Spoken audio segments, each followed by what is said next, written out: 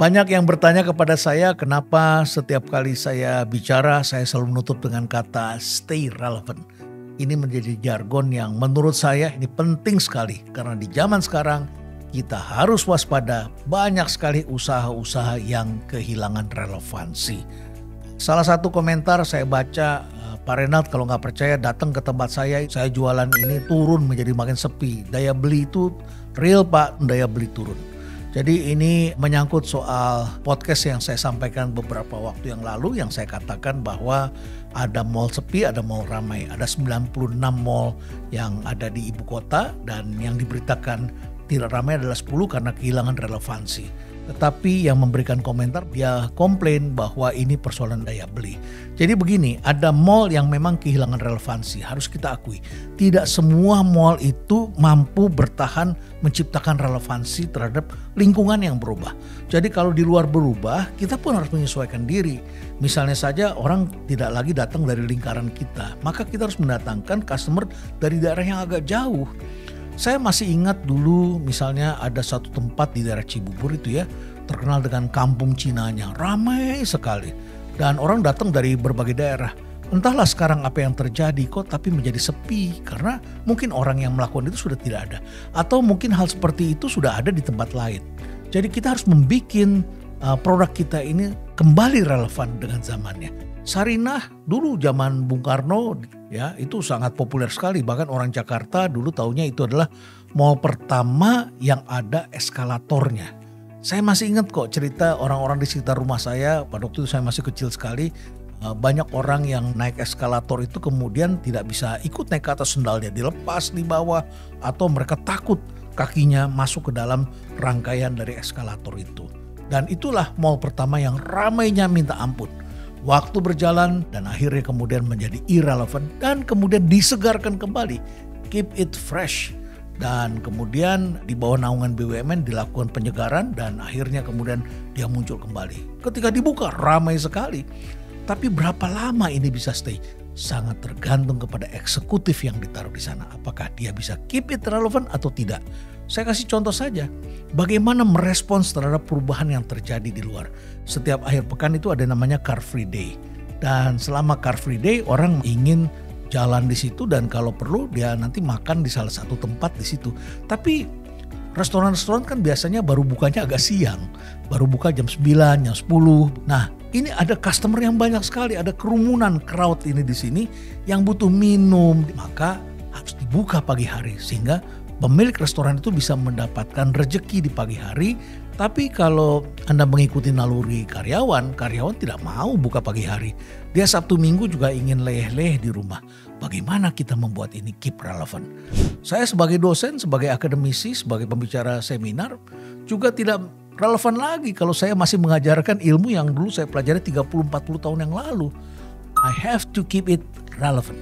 Saya harus belajar lagi, saya harus mencari hal-hal baru. Maka tak mengherankan PwC pernah mengatakan staying relevant means adapting faster and innovating sooner. Ini bukan hanya soal mall, tapi juga surat kabar. Saudara lihat, banyak yang sekarang sudah nggak dapat iklan, pembacanya sudah tidak ada lagi, sudah bergeser. Tapi sudah berpindah kepada unit usaha lain barangkali yang kita lihat podcastnya cukup bagus atau newsnya melalui dunia digital. Tapi orang-orang di dalam tidak berubah. Kenapa tidak berubah? Itu yang kita ingin bahas pada hari ini.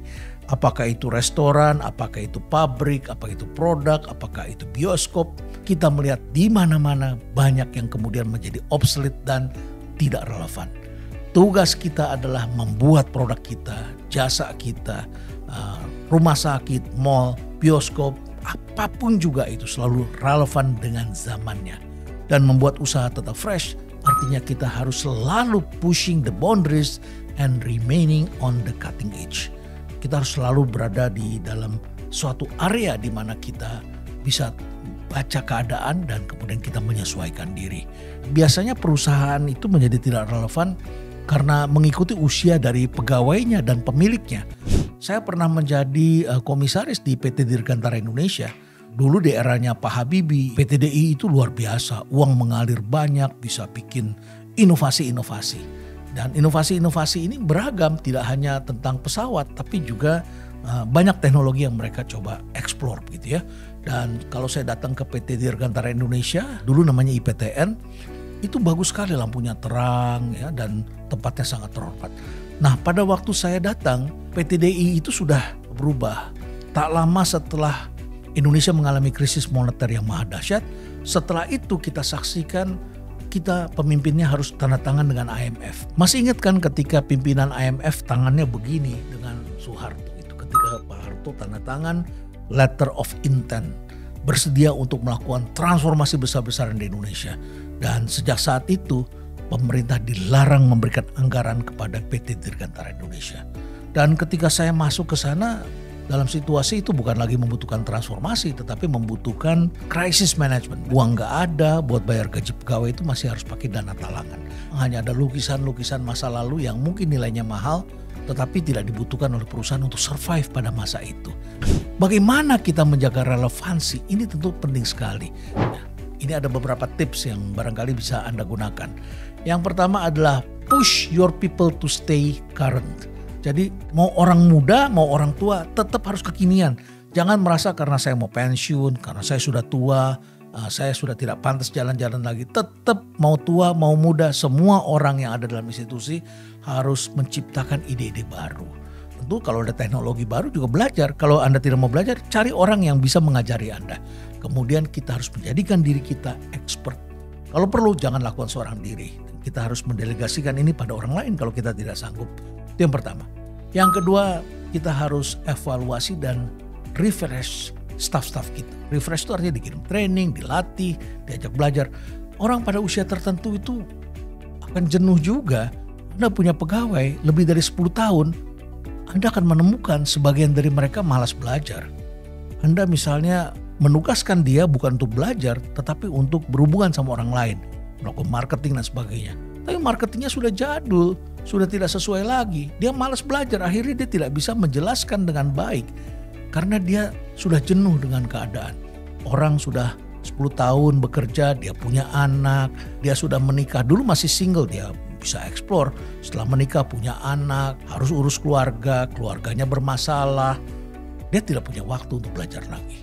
Kalau Anda punya SDM isinya tua semua, bagaimana Anda melakukan corporate refreshment? Tetap kita harus cari orang-orang muda yang tentu saja kita harus blending di sana ya. Nah, kemudian yang ketiga adalah education. Ini penting sekali agar selalu mengikuti tren baru, agar selalu belajar hal-hal baru. Dan kemudian tentu saja juga harus mengamati apa yang dilakukan oleh pesaing. Kalau bahasanya orang lama, kuntit pesaing baru, apalagi pendatang baru. Lihat apa yang mereka lakukan. Ketika kami membuat sesuatu yang baru, kami selalu kedatangan orang yang datang ke sini hanya untuk survei, tukar pikiran, atau diam-diam dia foto, dia bikin konten, dan setelah itu kemudian dia copy di tempat yang lain. Nah, kalau kita di copy tentu saja kita harus siap untuk menciptakan hal-hal baru lagi. Menjadi orang yang di copy ya tidak masalah. Apalagi sekarang life cycle itu pendek sekali, perubahan itu cepat sekali. Naik sebentar, hilang. Kita harus ciptakan produk-produk baru agar kita stay relevant. Nah, yang berikutnya, engagement. Saya pernah rapat dengan beberapa orang dari Satgas otoritas di bidang keuangan.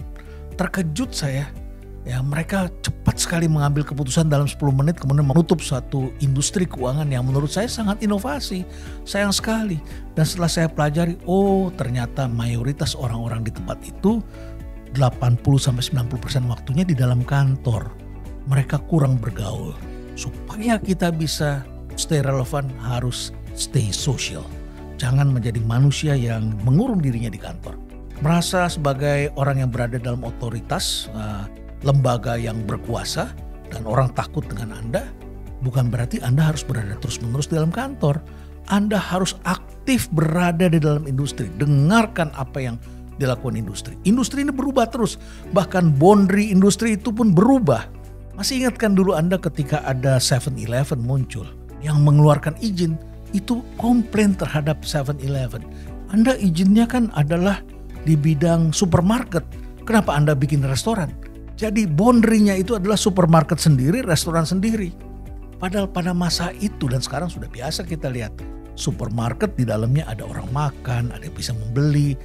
Paling nggak ada bisa beli dimsum, beli minum jus. Karena orang datang itu juga capek belanja, mau belanja banyak. masa dia nggak boleh minum makan di sana? Tapi karena supermarket ini digabung dengan restoran, dengan tempat makan, anak muda nongkrong, ada wifi-nya, maka dipersalahkan karena industrinya. Seorang regulator itu harus juga relevan. Kalau tidak, ekonomi tidak bisa tumbuh. Ekonomi akan baik, Anda bisa mengatasi dengan baik dengan melihat apa yang terjadi dalam industri. Jangan menjadi katak dalam kurung. Maka itu kita harus berada di industri sebelum kita berani menjadi seorang regulator. Dan tentu saja juga harus baca berita, banyak jalan-jalan, datang ke event-event, datang ke trade show. Ini penting sekali karena kalau ada pagelaran teknologi, kita bisa bicara dengan orang-orang itu. Dan kita harus menempatkan diri kita itu dekat dengan para pengembang teknologi, dekat dengan manufacturer. Kadang-kadang mereka tahu ada sesuatu yang baru, tapi tidak tahu bagaimana cara mengembangkannya. Kita sebagai orang yang membuat produk dan memasarkan sesuatu, maka kita harus dekat dengan mereka dan menerjemahkan apa yang tengah terjadi. Yang kemudian juga adalah listen to your clients dan your customers. Dengarkan mereka, apa keluhan mereka dan apa yang mereka inginkan. Kita bisa melihat dari perspektif lain dan tahu kebutuhan. Dan kemudian kita juga harus cari cara agar kita bisa reinvent perusahaan kita, produk kita, warung kita. Walaupun ini cuma warung nasi, walaupun ini cuma warung di kaki lima, tentu saja kita tetap harus melakukan reinvention dan bongkar kembali. Ada kalanya memang catnya sudah tidak cocok, bentuk bahan bangunannya sudah tidak cocok, sudutnya sudah harus kita robah, lampunya harus kita robah, yang jaga harus kita ganti, bisnis modelnya kita robah. Ini memang rumit, tetapi pasti mengajarkan sesuatu. Dan tips yang terakhir, untuk membuat usaha kita selalu fresh, maka kita harus berani menggabungkan antara orang lama dengan orang baru. Mendatangi orang baru ini adalah suatu challenge. Orang-orang muda ini sekarang agak strawberry, ya. Jadi Anda bisa lihat tayangan saya tentang strawberry generation. Tetapi mereka ini adalah sumber inspirasi. Empower mereka, berikan kekuatan pada mereka, latih agar mereka bisa memberikan kontribusi yang baik. Dan gabungkan dengan orang-orang lama agar orang lama ini juga tetap menjadi fresh karena ada kehadiran orang-orang baru. Demikianlah caranya bagi kita untuk tetap relevan. Dan saya ingin menyampaikan apa yang dikatakan oleh Natalie Maslet. In order to stay relevant, you have to stay open to new trends and keep educating yourself. Supaya tetap kita relevan, maka kita harus membuat diri kita terbuka terhadap hal-hal yang baru, tren-tren baru, dan mau mengedukasi diri kita sendiri. Dan akhirnya saya harus tutup dengan apa yang dikatakan oleh Einstein. Banyak orang yang mengatakan dirinya adalah genius, tapi dia mengaku bahwa dia bukan orang yang memiliki special talent. Melainkan, I'm only passionately curious. Saya adalah orang yang selalu penasaran. Stay relevant.